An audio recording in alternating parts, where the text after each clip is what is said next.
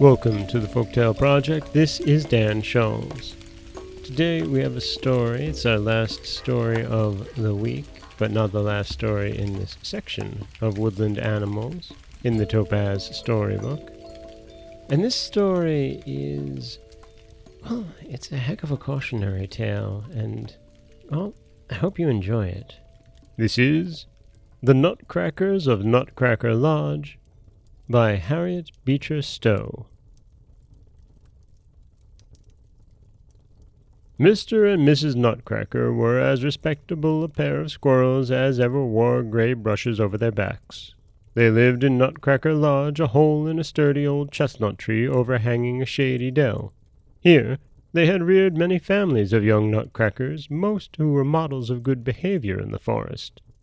But it happened in the course of time that they had a son named Featherhead, who was as different from all the other children of the Nutcracker family as if he had been dropped out of the moon into their nest. He was handsome enough, and had a lively disposition, but he was sulky and contrary and unreasonable. He found fault with everything his respectable papa and mamma did. Instead of helping with up nuts and learning other lessons proper to a young squirrel, he sneered at all the good old ways and customs of the Nutcracker Lodge, and said they were behind the times. To be sure, he was always on hand at meal-times, and played a very lively tooth on the nuts which his mother had collected, always selecting the best for himself. But he seasoned his nibbling with much grumbling and discontent. Papa Nutcracker would often lose his patience and say something sharp to Featherhead, but Mamma Nutcracker would shed tears and beg her darling boy to be a little more reasonable. While his parents, brothers, and sisters were cheerfully racing up and down the branches laying up stores for the winter, Featherhead sat apart, sulking and scolding. "Nobody understands me," he grumbled. "Nobody treats me as I deserve to be treated. Surely I was born to be something of more importance than gathering a few chestnuts and hickory nuts for the winter. I am an unusual squirrel." "Depend upon it, my dear," said Mrs. Nutcracker to her husband, "that boy is a genius." "Fiddlesticks on his genius," said old Mr. Nutcracker. "What does he do?" "Oh, nothing, of course, but they say that is one of the marks of genius. Remarkable people, you know, never come down to common life." "He eats enough for any two," said old Nutcracker. "And he never helps gather nuts." "But, my dear, Parson Too-Wit, who has talked with Featherhead, says the boy has very fine feelings, so much above those of the common crowd." "Feelings be hanged," snapped old Nutcracker. "When a fellow eats all the nuts that his mother gives him and then grumbles at her, I don't have much in his fine feelings. Why doesn't he do something? I'm going to tell my fine young gentleman that if he doesn't behave himself, I'll tumble him out of the nest and crop, and see if hunger won't do something toward bringing down his fine airs." "Oh, my dear," sobbed Mrs. Nutcracker, falling on her husband's neck with both paws. "Do be patient with our darling boy." Now, although the Nutcrackers belonged to the fine old race of the Greys, they kept on the best of terms with all branches of the Squirrel family. They were very friendly to the Chipmunks of Chipmunk Hollow. Young Tip Chipmunk, the oldest son, was in all respects a perfect contrast to Master Featherhead. Tip was lively and cheerful and very alert in getting food for the family. Indeed, Mr. and Mrs. Chipmunk had very little care.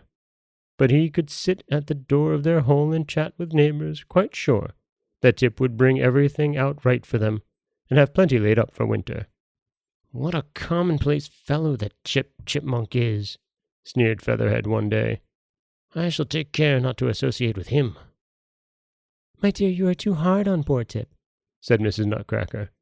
"He's a very good son, I'm sure." "Oh, I don't doubt he's good enough," said Featherhead, "but he's so common.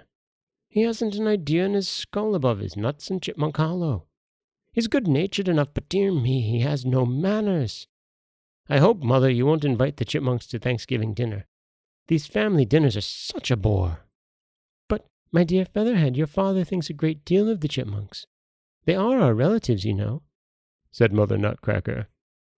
"So are the high flyers our relatives. If we could get them to come here, there would be some sense to it, but of course a flying squirrel would never come to our house if a common chipmunk is a guest.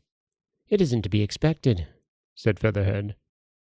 Confound him for a puppy, said old Nutcracker. I wish good industrious sons like Tip Chipmunk were common. But in the end, Featherhead had his way, and the Chipmunks were not invited to Nutcracker Lodge for Thanksgiving dinner. However, they were not all offended. Indeed, Tip called early in the morning to pay his compliments of the season and leave a few dainty beech nuts. Can't even see that he's not wanted here, sneered Featherhead. At last, old Papa declared it was time for Featherhead to choose some business. "What are you going to do, my boy?" he asked. "We are driving now a thriving trade in hickory nuts, and if you'd like to join us—" "Thank you," said Featherhead. "The hickory trade is too slow for me. I was never made to grub and delve in that way. In fact, I have my own plans." To be plain, Featherhead had formed a friendship with the Rats of Rat Hollow, a race of people whose honesty was doubtful. Old Long-Tooth Rat was a money-lender, and for a long time he had had his eye on Featherhead as a person silly enough to suit his business, which was neither more nor less than downright stealing. Near Nutcracker Lodge was a large barn, filled with corn and grain, besides many bushels of hazelnuts, chestnuts, and walnuts.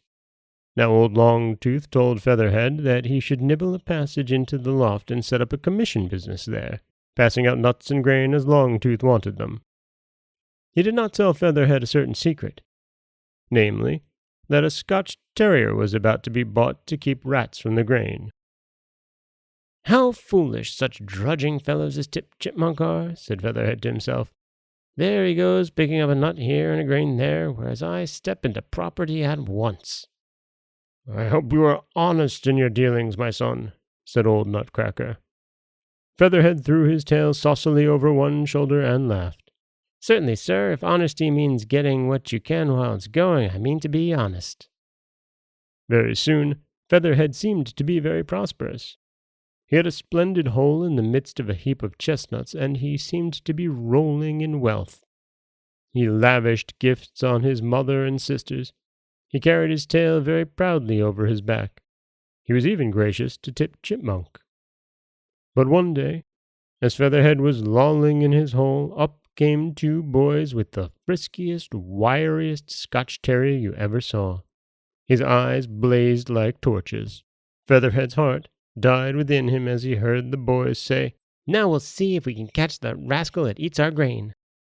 Featherhead tried to slink out of the hole he had gnawed to come in by, but found it stopped. "Oh, you are there, are you, mister?" cried the boy. "Well, you don't get out. And now for a chase." And sure enough, poor Featherhead ran with terror up and down through the bundles of hay. But the barking terrier was at his heels, and the boys shouted and cheered. He was glad at last to escape through a crack, though he left half of his fine brush behind him, for Master Wasp, the terrier, made a snap at it, just as Featherhead was squeezing through. Alas, all the hair was cleaned off, so that it was as bare as a rat's tail.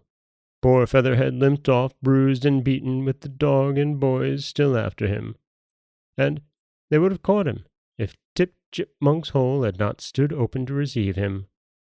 Tip took the best of care of him, but the glory of Featherhead's tail had gone forever. From that time, though, he was a sadder and wiser squirrel than he had ever been before.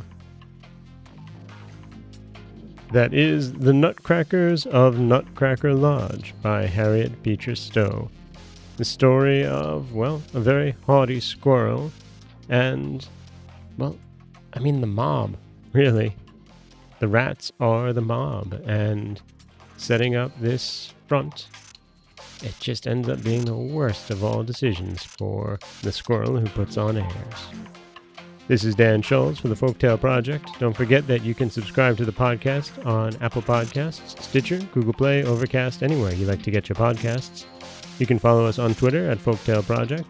You can find us on Auto Radio, TuneIn Radio, iHeartRadio, Spotify, anywhere you like to listen. And you can always head over to folktaleproject.com, where you'll find a new story waiting for you every Monday, Wednesday, and Friday. Next week, we'll continue where we left off with the Topaz Storybook, and I can't wait to bring it to you, because as these stories really are quite lovely and perfect for the season. As always, thank you so much for listening.